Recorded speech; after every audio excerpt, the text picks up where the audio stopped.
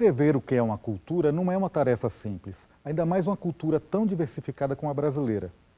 Muita gente se acostumou a traduzir a cultura brasileira como mistura de práticas indígenas, africanas e europeias. Mas isso não explica tudo.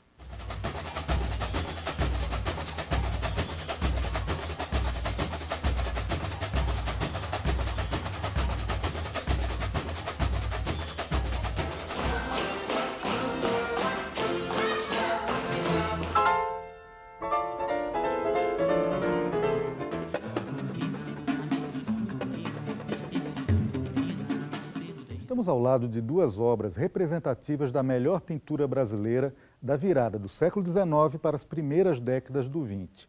O artista plástico Almeida Júnior pintou o Caipira Picando Fumo no finzinho do século XIX. A Bapuru, de Tarsila do Amaral, foi pintado no começo do século XX. Essas duas imagens completam o mesmo lembrete, a dificuldade de retratar algo que caiba no rótulo brasileiro. O homem passivo, de fortes raízes, e o canibal ativo, nômade, que ameaça nos devorar, são duas faces de uma moeda de troca muito importante para a nossa cultura, a diversidade brasileira e a forma contraditória com que a gente lida com ela. Essa é a grande riqueza do Brasil, né? Quer dizer, a extraordinária riqueza da diversidade cultural das sociedades indígenas. Quer dizer, isso é uma das coisas fantásticas, por isso que o Brasil é um dos paraísos dos antropólogos, junto com a Melanésia, é porque há tanta diversidade, tanto linguística quanto cultural.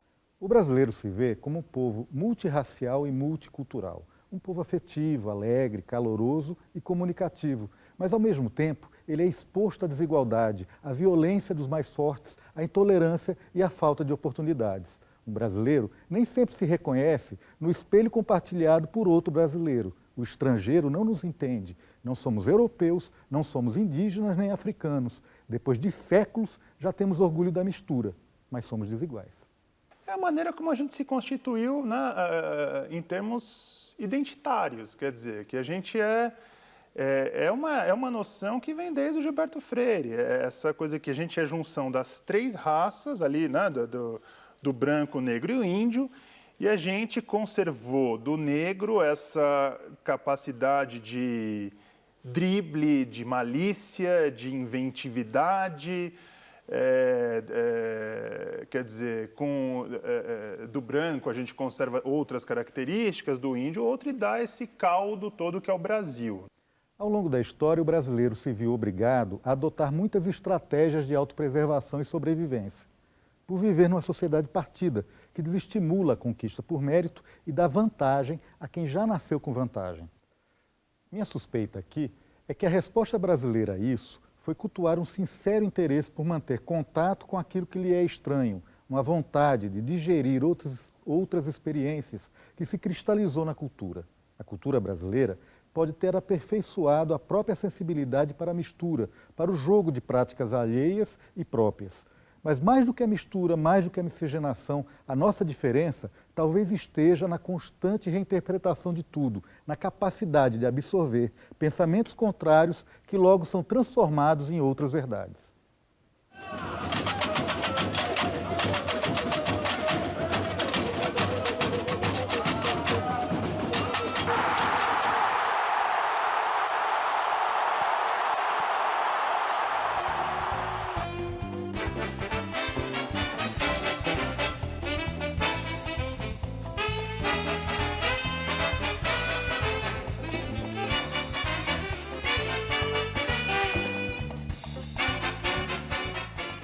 O brasileiro gosta de traduzir e adaptar as realidades de fora, mas também ele cria modelos sobre si mesmo e esses modelos ele os exporta. Nós atribuímos a nós mesmos valores culturais que tanto se festeja quanto se condena a depender de quem olha. Uma hora a gente comemora a nossa singularidade, o fato de que somos um povo cordial, criativo, sensual, musical, com grande capacidade de adaptação e calor humano, que trabalha muito duro e olha para além da cor da pele e da etnia. As mesmas características servem também para esculhambar a cultura brasileira. E aí, ouvimos que o defeito brasileiro é ser mestiço, preguiçoso, passivo, que gosta de fazer uso privado da coisa pública e, além de olhar a cor da pele para muito além da cor da pele, mas aquém da condição social. É um enigma para o planeta como o Brasil lida há tanto tempo com a diversidade sem entrar em guerra. Mas ora a gente adere à tolerância, ora a desconfiança das diferenças de pensamento. A mesma pessoa que trata desconhecidos como se fossem da família pode muito bem acentuar os limites que as separam das outras pessoas. Que brasileiros somos? A gente não pode esquecer que a família no Brasil ela se forma em contato íntimo com a escravidão, que por sua vez é um modo bárbaro e violentíssimo de produção, né? Então, digamos assim, que o trauma da família brasileira é a própria escravidão, que estava ali no seu seio, né? Imiscuída nas relações às vezes mais íntimas entre senhores e escravos. E aquela noção de indivíduo burguês autônomo que se constrói após a Revolução Francesa, né? O homem como dono de si, como dono de sua força de trabalho, que é um tema muito presente no próprio Marx, né? Essa noção da individualidade, ela não se forma da mesma forma no Brasil, né? Principalmente se você for analisar a própria obra do Machado de Assis, é um exemplo disso, né? Ali as relações familiares estão o tempo todo determinando o rumo dos personagens. Sem ser propriamente hipócrita, o brasileiro se faz avesso a condutas rígidas. O mundo é estável demais e é preciso contar com o primeiro que aparecer. Muitos brasileiros insistentemente se aproximam daquilo que lhe é distante, têm a compulsão de abrandar os efeitos que as distâncias sociais provocam.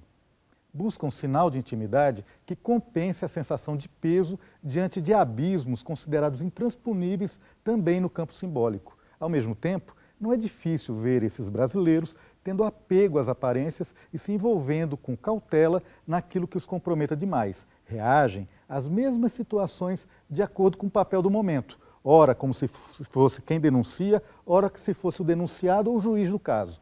Somos aquele que burla no ato de obedecer, que cede no atacado e radicaliza no varejo.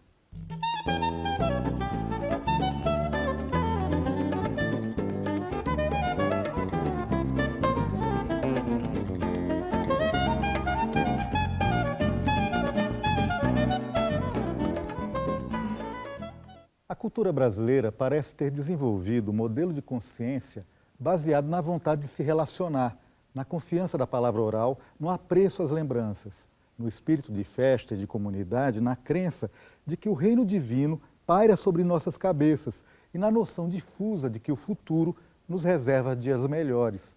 Mas quem saberá? Principalmente, nossa cultura se funda nas respostas que dependem de flexibilidade de conduta, de jogo de cintura, o molejo de levar o mundo sem receio de improvisar alternativa. Que os conceitos dados de antemão são sempre dignos de desconfiança, pois construídos por esferas de saber que não são as nossas. Temos a compulsão ao prazer, a diversão, ao deboche, a malandragem e a revanche social. Só uma sociedade extremamente autoritária e preocupada com posições sociais faz todo ano uma festa onde essas coisas são desmanchadas temporariamente. Esse aqui é o ponto. Onde há uma vivência de igualdade. Igualdade por quê? Porque o carnaval, ele se estrutura por meio de concursos.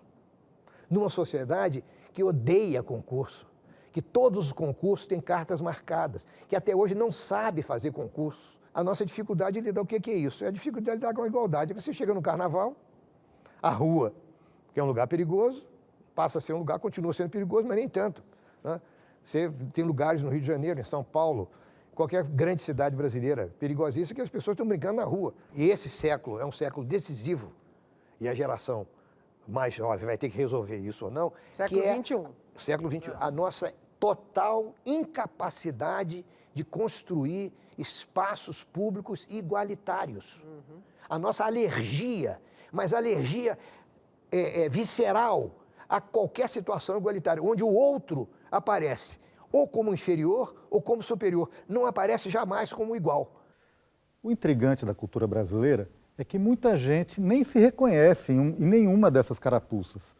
Não sei se você já teve a sensação de que as nossas histórias individuais são constantemente marcadas pela história coletiva, mas os pontos de identificação coletiva parecem sempre estar flutuantes.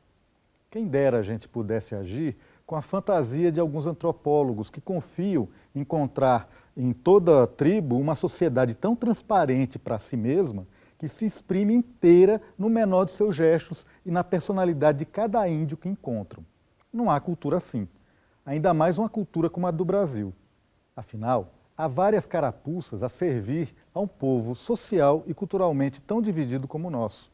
Por isso, ao longo deste curso, eu gostaria de chamar a atenção para alguns padrões culturais que muitos podem reconhecer na vida brasileira, seja lá qual a razão da sua persistência, mas sem que se prestem ao papel de carapuça para toda e qualquer situação, todo e qualquer brasileiro.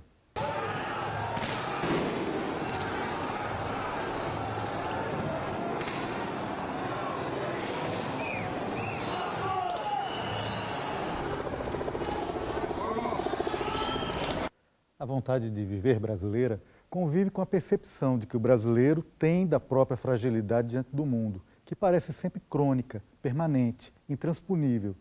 Seja verdade ou não, ele tende a ver a si mesmo como o elo mais frágil em toda relação que ele mantém com as outras pessoas. Parte do princípio que essa relação será sempre desigual, esteja ele de um lado ou do outro, e reage a isso. A sensação de injustiça não propriamente leva à revolta, mas abate o brasileiro, tira a energia vital dele. Mal é percebida, a constatação amarga tende a ser afastada para o lado. Daí o bom humor, da palavra oportuna, a sensação de entusiasmo que independe da circunstância e sinaliza a resistência à adversidade. Daí a malícia, que rebate para longe qualquer sinal de abatimento ante a realidade que pesa a dor da ausência ou a privação de um bem. O Brasil gosta de acreditar que transforma tristeza em alegria, pois tem uma grande força interior. Muitos sonham relacionar o que a gente é à riqueza das nossas misturas. Mas talvez a pergunta não seja o que somos, mas o que fazemos, o que esperamos que a gente faça. Ou seremos mera cópia dos modos de pensar de outras culturas.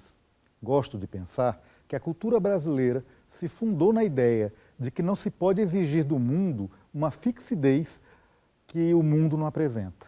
Por isso, a cultura brasileira privilegia meios termos que unam sem exagero, ou recusa extremos que separam em demasia, e não imagina um ser brasileiro cristalino, apolíneo, mas a sondagem que trabalha à margem de manobra. A resposta tradicional no Ocidente é departamentalizar o mundo para lidar com o mundo, mas a equação não fecha. A reação deles ao diferente é desconfiar. Se antes não forem apresentados a uma realidade, eles não entram em contato, agem com medo. Quando reagem a isso, é elogiando o oposto, aquilo que é irracional ou então pelo hedonismo, como contracultura. Mas podemos responder a esse esgotamento consciente de que somos parte de um contínuo, que pede rapidez ao interpretar e absorver os contrários. É aqui, talvez, que a humanidade tem algo a aprender com a cultura brasileira.